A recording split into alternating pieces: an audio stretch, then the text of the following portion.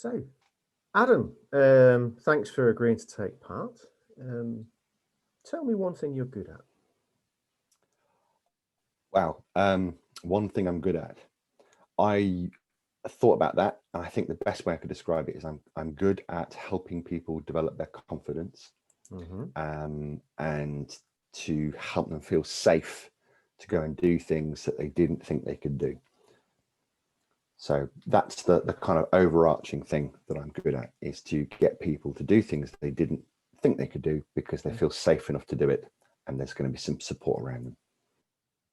Okay. So there you go. That's your interview over and done with. Yeah, well, that's lovely. So, you're working with people to develop their confidence and making them feel safe enough to do.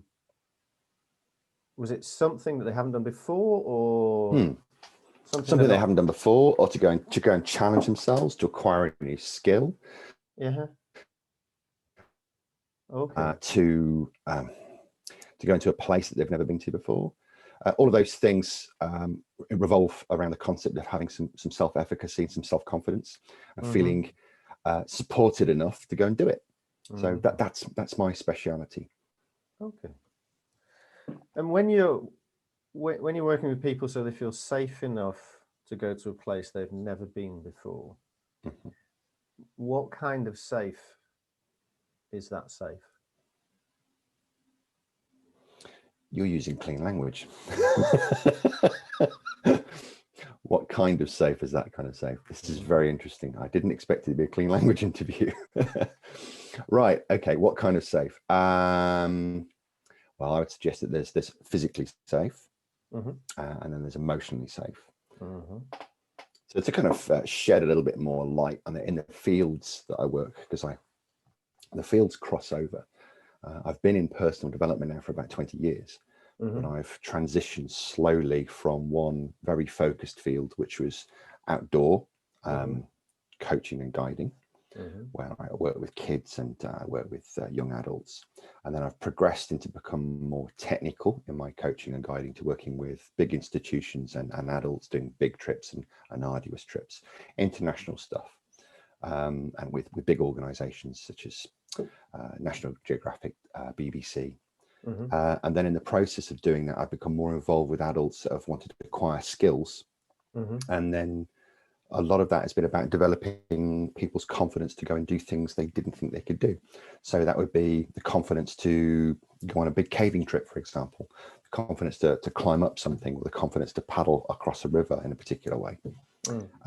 So there's two types of confidence that are going on there. There's the confidence that they're going to be physically safe enough to do it, and that they can manage the consequences. And then there's the kind of the self-efficacy, internal confidence that they have the ability to do it, and that if they don't do it, that there's not going to be a significant emotional risk, a sense of failure, or a sense of permanence about the failure. And it could be enough to develop the next step. So they're not looking at it as I can do something or I can't do something. They're looking at the possibility of being able to do something, or to be able to learn to do something. So the confidence to give something, and I don't like the word try, but the confidence to give something a try, rather than say I can or I can't. And I've done that in a lot of places all around the world, and doing it more and more, to be honest. So instead of me just working purely as an outdoor cliched instructor, I'm now working much more at the end of the psychological coaching spectrum, to improve people's mental health, to improve people's sense of well-being. And I'm also now specializing in actual mental game coaching, because I've done probably 6 years of training in that as well. So the ability to help people develop a sense of possibility, which is an awful lot better than a sense of fixed mindset of I can't. So I'm desperately trying not to answer your question in a clean language way, otherwise I'll go off into a trance. Well, this sense of possibility you mentioned, that you're talking about within emotional safety, and it's not the sense of failure, it's a sense of being able to do something or learn to do something. So it goes from being can't to maybe. Can it? Yeah. Is that happening there? Yeah. And that's the emotional safety. You mentioned also the physical safety. What kind of physical safety? Well, as I mentioned, I work in the outdoors, and there's absolutely no point in encouraging somebody to do something where there's a high level of risk that you can't manage. Now, I work in a very delicate, balanced environment where if I'm working with a novice, I say neophyte, technical term, if I'm working with a novice practitioner, and let's say we're going abseiling, okay? Let's say that person's never abseiled before. It's a big ask to ask that someone who's never abseiled before to look after themselves, to keep themselves safe, and to have absolute self-control over all parts of their activity. So there's a physical safety aspect as well, that I have to have a high level of technical ability for that novice to abseil safely, and for me to kind of protect them, to be their safety net. And as they become more and more competent in whatever activity they're doing, it could be abseiling, it could be caving, it could be rock climbing or canoeing, any of those activities. As they get more and more able, as their aptitude develops, then my role as a safety net around them becomes more and more subtle. And I step further and further back, and to the point that after a very short period of time, in certain aspects of their activity, they'll be completely self-sufficient. So it's a safety net that's around them so that they can develop their own autonomy. And as somebody gets better, they require less and less supervision. Would probably be a good way of doing it. Yeah. Okay. And when you've developed this safety net so that they're physically safe, is there a difference between the safety net that they're physically safe and the safety net when they're emotionally safe?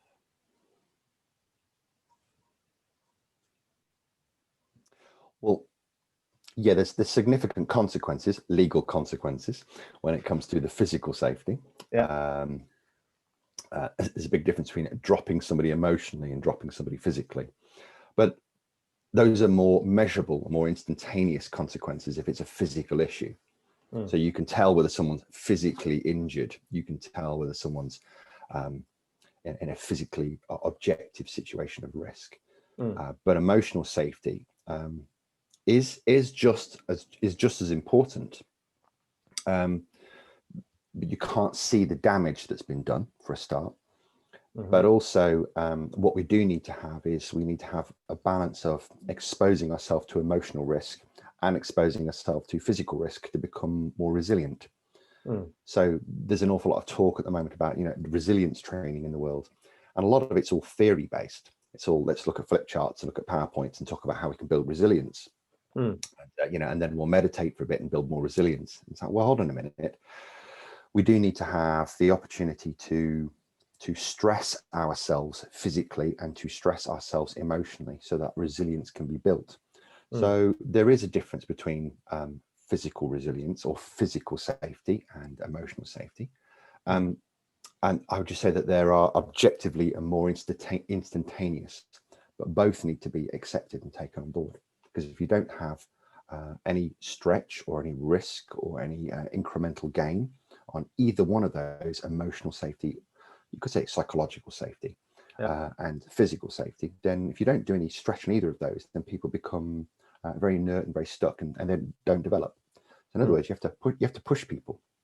And sometimes you have to encourage them with a carrot, and sometimes you have to hit them with a stick, because human beings are motivated with two types of motivation: to pleasure or away from pain.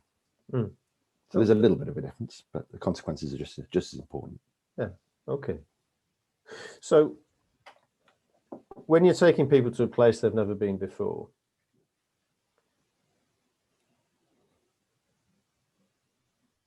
this sense of possibility, and I'm going to invite you to go in that sense of possibility. And now it's a choice for you if you want to go into it or not. How do you know when you develop a sense of possibility in somebody else?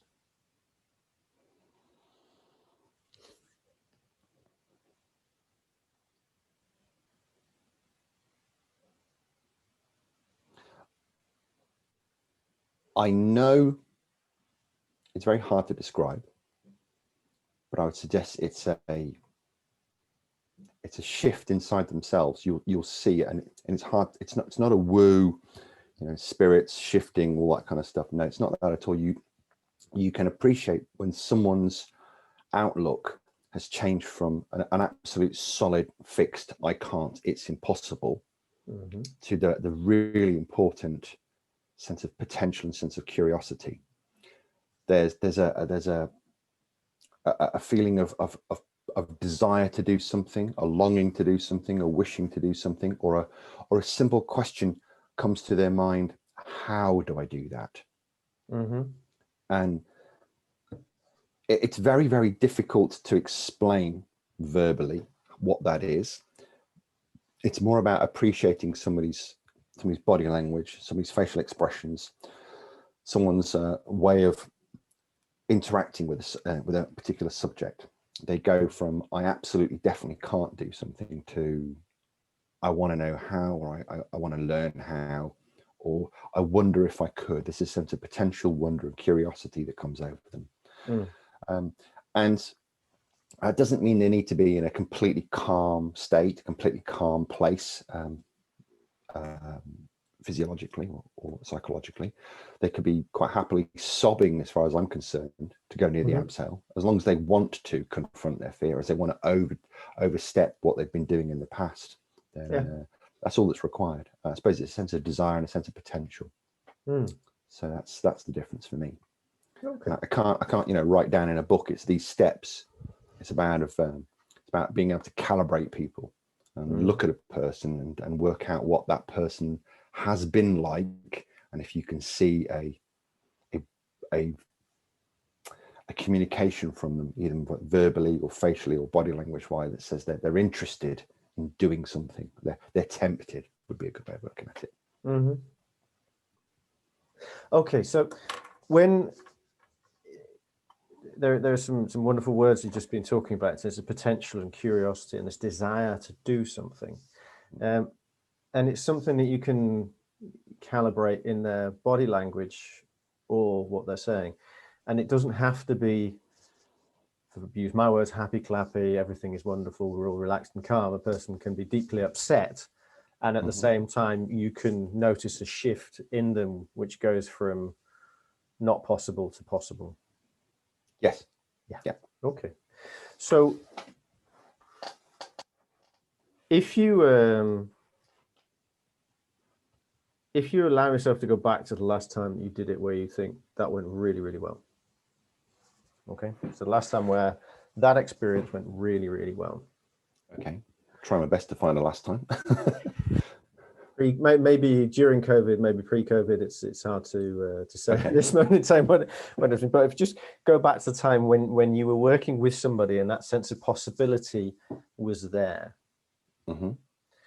and you could calibrate them, you could notice that that person had this change where they went into curiosity and possibility, and how do I do that, rather than I can't do that, became part of it.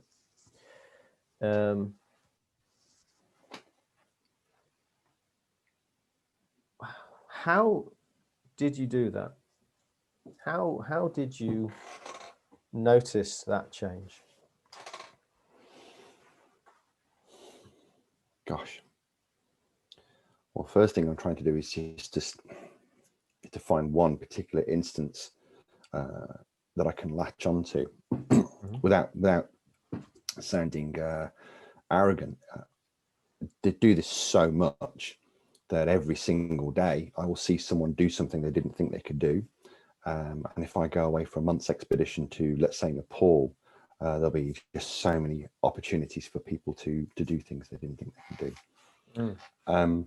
What a great present to be able to give another person, eh? It's just genius. It just makes me chuckle the amount of people that say, oh, I work with people. Not as much. So how did I notice that? How did I do that? That's a really, really good question. It's how did I do that? I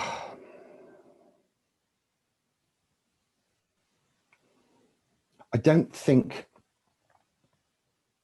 I don't think it's a case of me spotting something and going, aha, there's an intervention opportunity. Okay. Now, sometimes there is. Sometimes we have to use particular questioning systems or language patterns or body language techniques to get a change in someone. But it's not usually a case of saying that's the opportunity for an intervention. This stuff it's not on and off. It's not, oh, we're having a great time. We're not having a great time. It's people are going up and down the scale of possibility all the time, up and going down the scale of fear a lot of the time, and up and going down the sense of confidence all the time. So I think it's part of a package of being around people that will help them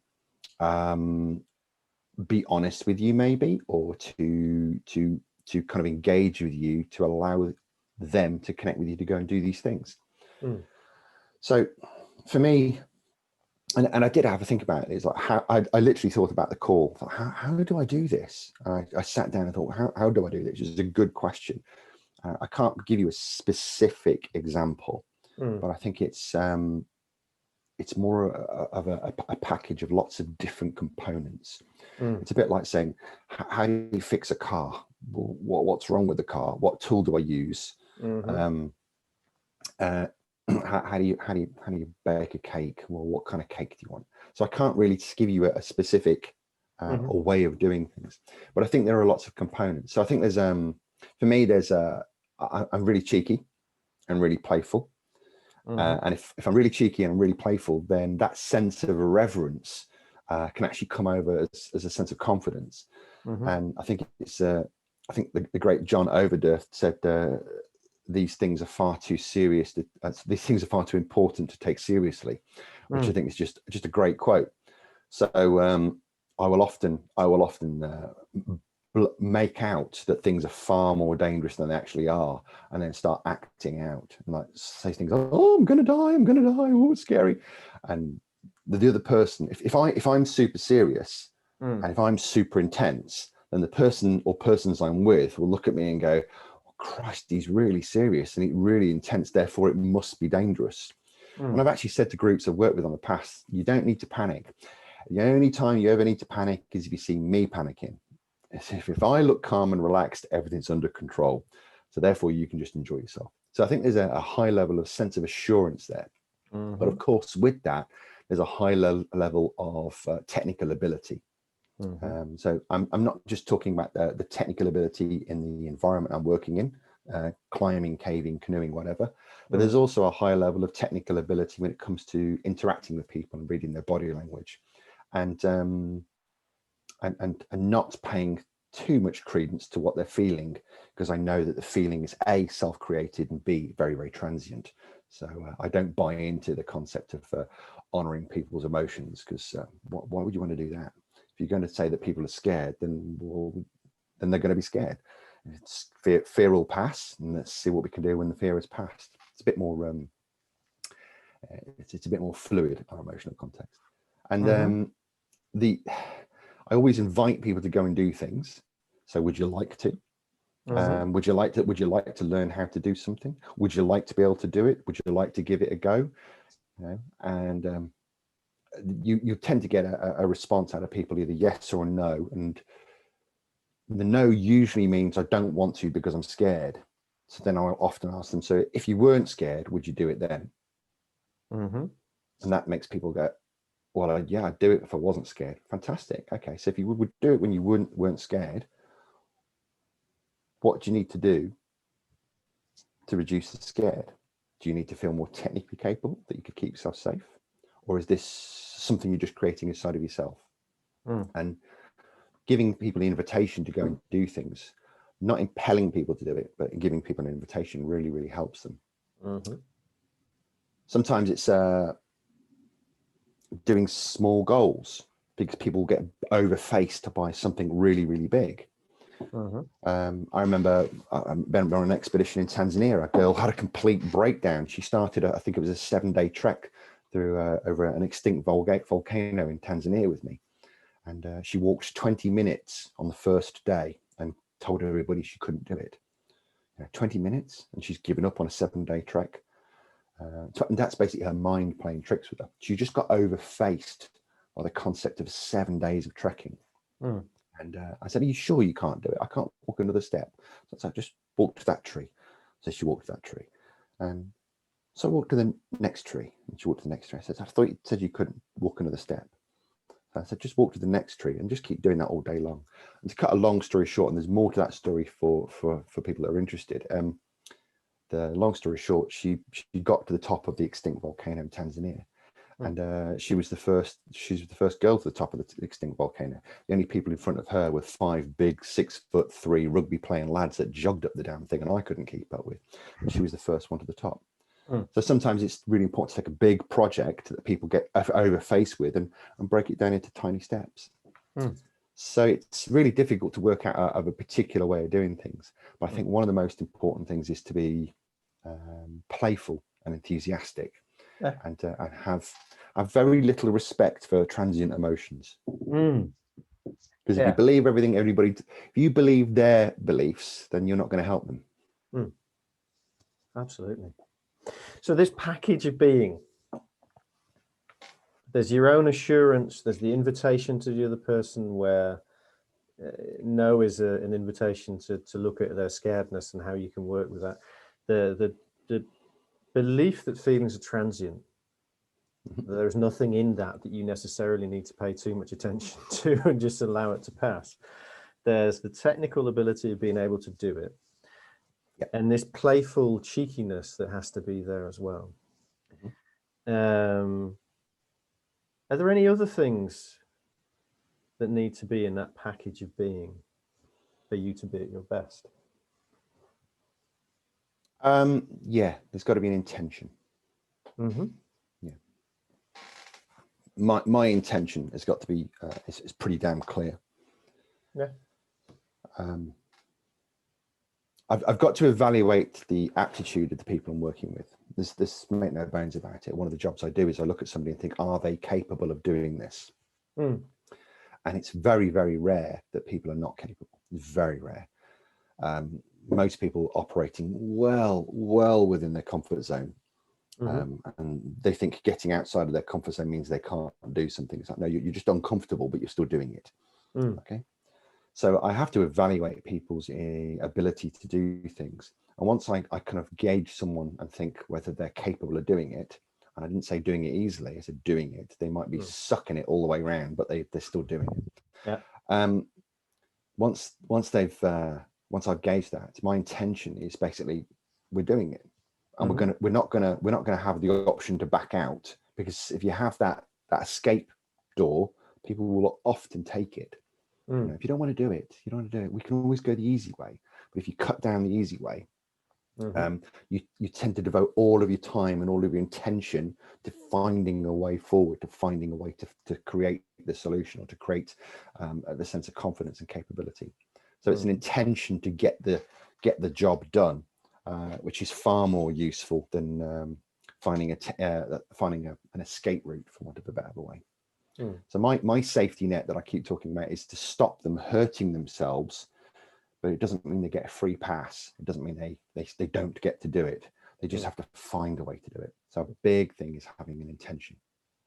And that intention that you have, is it also necessary in the other person, or is it enough that you have that intention for them? You know, you've removed their get out of jail card, and now they have to go in that direction.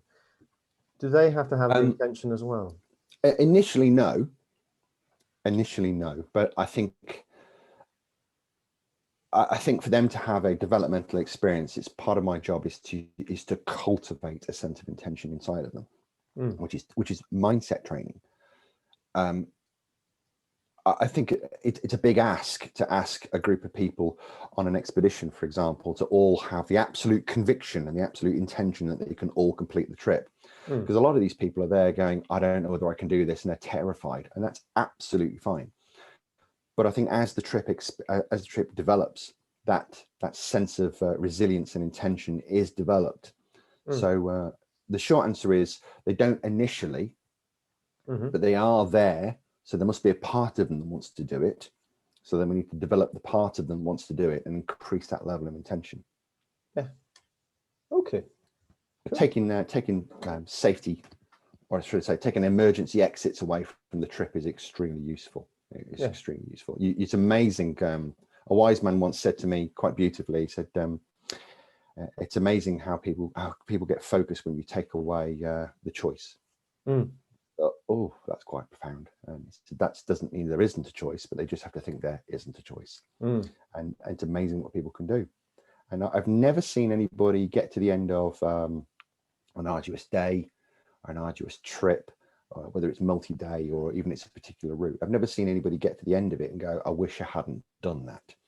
They all get to the end of it, whether they're beaten and bashed and exhausted, and they'll get to it with a big smile saying, yeah, I did it. And I think sometimes we need somebody to encourage us through and to cajole us through, to kind of focus us and help our mind, because it is mind. It's but very little of it's physical, and that's, people just don't appreciate that at all. Most of it is getting the mind set and getting the intention sorted. Okay. That was Danish. Sorry, that was a word for cool in Danish. Well, I heard okay. Oh, that's good. That came after. It's like okay, it's fine. So, and there's an intention, there's finding a way forward that the other person doesn't need to have, but you have to have. The recognition that feelings are transient, the technical ability, the setting of small goals. Walk from this tree to that tree. The assurance in yourself, the invitation, and the playfulness. When that's all there, what's that like for you?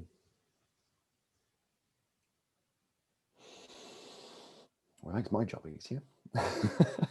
When all those components come together, what happens in my experience is the participants quite simply see it all working. They've strategized and modeled how to be. And when all those components work. I'm going to stop you there, Adam, because I was asking how it was for you. Okay. When it's all there and it's working, that package of being is present.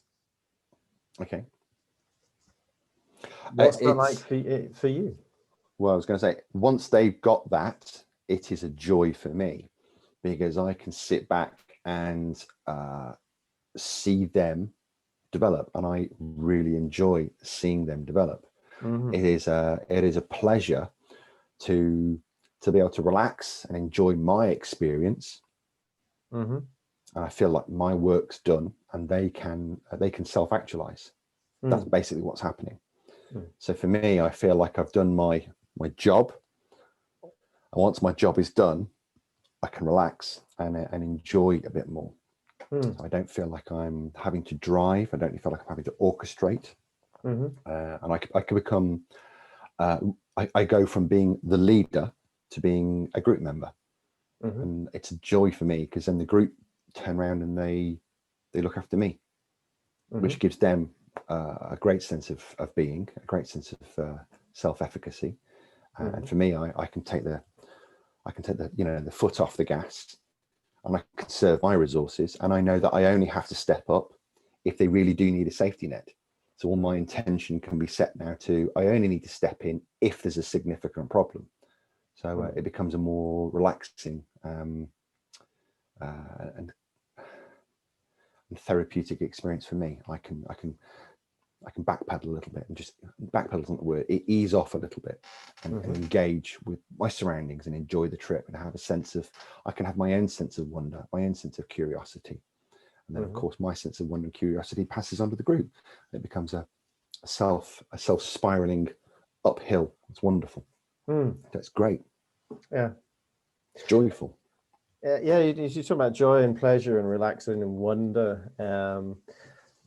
I'm a little bit curious about one of the things you said in it, because you mentioned at one point that when they can do it, which I'm guessing is when they have this package of being themselves, and you no longer have to be the person that's leading, that you become a group, that you're working together and you're a part of that group. And you said as well that then they can give to me what I've been giving to them. Yep. If I remember right, yeah? Yep. So when this physical and emotional safety is there, maybe not, you're probably still sharp on the physical safety, I could imagine. When the emotional safety is there, I hope you are anyway. Yeah, I'm fast asleep, you know. But when the emotional safety is there in them, then that creates emotional safety in you as well. Yes, that's a really good way of putting it. They kind of, they get on board with what's happening. There's a sense of understanding out of them. Oh, I get it. This is how we develop. This is how we work as a team. This is my role and my responsibility within my team. And they start to develop and form. So you've heard of storming, forming, norming, and performing. Have you heard of those? Possibly many years ago, but I would lie if I Okay. said I could tell you anything about them. Okay, it's not a problem. Storming, forming, norming, and performing. It's very, very simple. At the start of any big trip, people are storming. They're interacting badly together, and they're not communicating properly, and they're trying to work out their roles and their responsibilities. Forming is when they start to create a pattern. They start to find their footing within the group. They start to gel. Then norming is they go, oh, we've worked out how to do this now, and then it becomes a routine for them.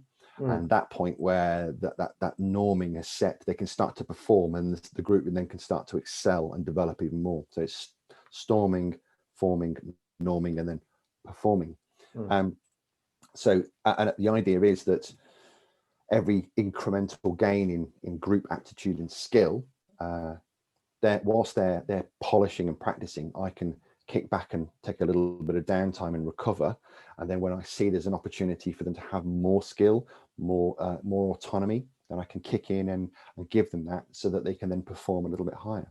So that's what it's like for me, because I get to see them develop and they get to have more engagement with the whole process. Okay.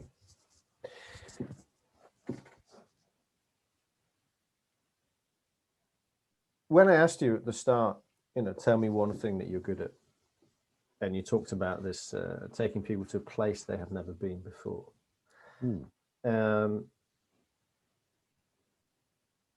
It's a fascinating journey to listen to how you've gone through it and the different parts, and particularly the intention and removing the exits. You take people and you take them through that. When they're in that place they have never been before, you talked about curiosity and desire to do something. You mentioned at the end also the word wonder. To be able to just wonder about the world and joy and pleasure. Are they necessary things for people to experience once they've gone into this place that they've never been before? Are they? I'm sorry, what was the question? Once you've taken these people into the place they've never been before, through the package of being and the intention and all the other aspects of that, you talked about when they have it, you develop as well and have joy and pleasure and wonder. Yeah. So when you take yourself to a place you've never been before, is wonder and joy and pleasure a part of knowing that you're there, of getting to this place you've never been before? Absolutely. And there are various, and it's really interesting having this conversation. There are various models out there about how we self-actualize. We've all heard of Abraham Maslow's triangle of needs, okay? And then there's Robert Dilts' logical levels. What happens is the moment all the survival things are taken care of, whether I'm eating, drinking, sleeping, and those safety issues, once they're all dealt with, then that gives the opportunity to excel and go into the self-actualization, which is, of course, what I'm talking about here is the wonder, the joy, the opportunity to safely engage with my surroundings, and of course the group are safely engaging with the surroundings. The opportunity to look at things and appreciate them, rather than fixate on, is everybody safe? Is everybody doing things in in an appropriate way, Mm. I get the opportunity to become more engaged with where we're traveling through, the culture, the geology, the geography, the food. And it becomes a much more, and I love this word, serendipitous experience. My canoe is called Serendipity. That's like, everyone's got a name for the boat. And I notice things are going really, really well. That's the little trigger for me. I know things are going really well when we're having a serendipitous experience, and I'm having a serendipitous experience, because I can see things that I wouldn't normally be paying attention to. My kind of safety systems are dialed down because I kind of know everybody's doing things correctly. And therefore I can enjoy the environment, and then I can take that sum of enjoyment and give it back to the people I'm with. So that's for me, there is this sense of wonder and the sense of joy. That's the benchmark in my head, that we're having a lovely time. I know we're having a lovely time because I'm having a lovely time, which sounds very egotistical, but I can calibrate the group, or the group of people I'm with, and I can see that they are relaxed, calm, and operating themselves in a fulfilling way, which means I can have a lovely time. They're having a lovely time. That's part of it. So it's exactly like a model of, really, once your primary needs are taken care of, you appreciate the more spiritual things, which is probably a good way of putting it. You appreciate the culture, the soul fulfilling things on the journey. Okay. So I think I'm going to try and sum it up and see if you agree with the statement. You might think it's slightly bombastic, but we'll take it from there. So you're good at taking people through fear to a place they've never been before, where they experience wonder and joy and serendipity. Wow, that's a really cool way of putting it. I would never written anything like that myself, but yeah, I would take people through a sense of fear, which of course people say I need to have more confidence, which means they're coming from a place of underconfidence or fear or anxiety. And they go from a place of fear and anxiety through into a sense of joy, serendipity, and wonder. I think that's really, really cool. That's really cool. I've never had it nailed down into as just a sentence like that before. Yeah. Okay. And it's all sounds a bit fluffy. And if somebody asked me what I did as a job, and I turned around and said, well, I take people from a place of fear into a place of joy. Like, what? But I think exploring this conversation with you, there's pretty big piles of evidence to say that I do that, which is really cool. Okay. And with that, would this be an okay place for us to stop? I think that's absolutely perfect. Cool.